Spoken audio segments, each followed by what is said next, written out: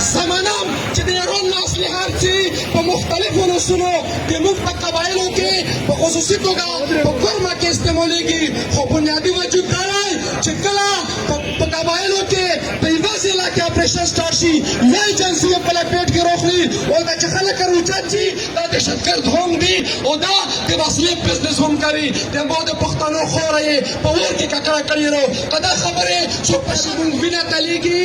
زه دغې نقطې ته تاسو توجه ګرځوم چې په ټوله دنیا کې د ټولو ملکونو ریاستونو د پیداوار د ځمکې د ګټلو د پیسو د ګټلو خپل ذخایر خپل وسیلې وي.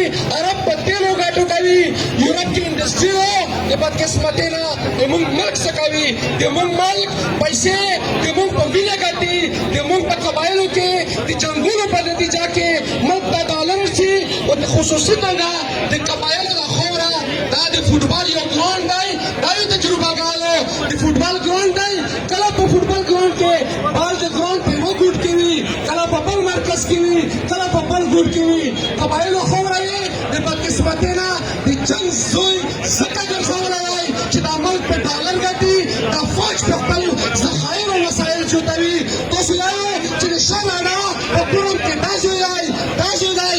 زمانم چې د ایران نه اصلحه چې په مختلفو نسلونو د موږ په قبایلو کې په خصوصي توګه په کورمه کې استعمالیږي، خو بنیادي وجود دا دی چې کله په قبایلو کې په یوه ضلع کې اپریشن سټارټ شي یا ایجنسي یې په لپیټ کې راخلي او دا چې خلک روچت شي د ظلم په خلاف اواز اوچت کړي.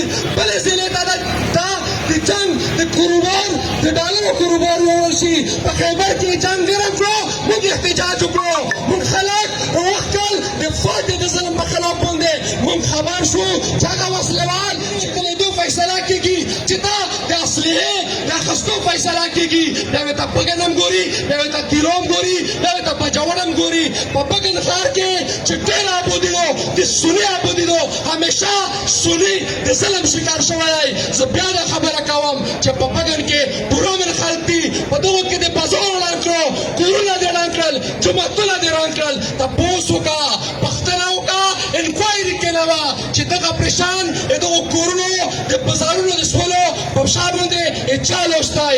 دا لوسونه ډایرکټ جیجکو ته راسي. په منځ کې ورته که طالب کردار ادا کوي، په منځ کې ورته که ترهګر کردار ادا کوي. دا ټول د موږ د جرنیلانو د ډالرو ګیم دی، خو کبي نه تلیږي، صرف د پښتون تلیږي. مولانا صاحب ذکر وکړو چې 15 شهیدان وشول، 10 شهیدان وشول، بچي هم مړه کړل. عجیبه کار دی په دومره جدید دنیا کې، په 21مه صدۍ کې د میډیا په دغه دور کې د ما په سوونو بچي مړه کېږي. دا پښتنه نشته چې څه هم مړه شي. هغې ورځې ارمان کوم چې یو څو جرنیلان په دغه ملک کې په یوه واقعه کې د منځه راشي، بیا به پته ولګي دغه میډیا ته چې جرنیل مړ شو، دا څنګه کوریج ور کوي.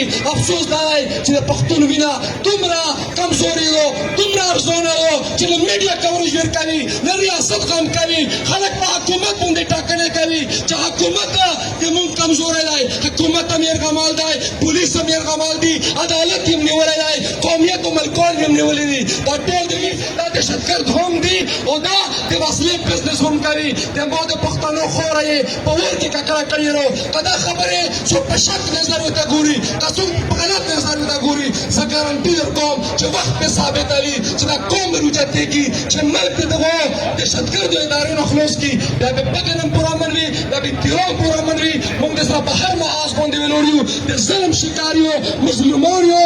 وایي ظلم په خلاف باندې اواز اوچتول تعظیم جهاد دی. که جهاد څوک کول غواړي، ځکه چې په پښتنو کې اوس بهترینه موقع ده د بګن د اپریشن په خلاف موږ اواز اوچتوو. زه بیا دا خبره کوم، بار بار یې کوم چې اپریشن د بګن نه په کور اپریشن دلته بلایسار دی، د موسی په 100 میټر کې دغه اپریشن وکړه، ملک به سوکا شي انشاءالله.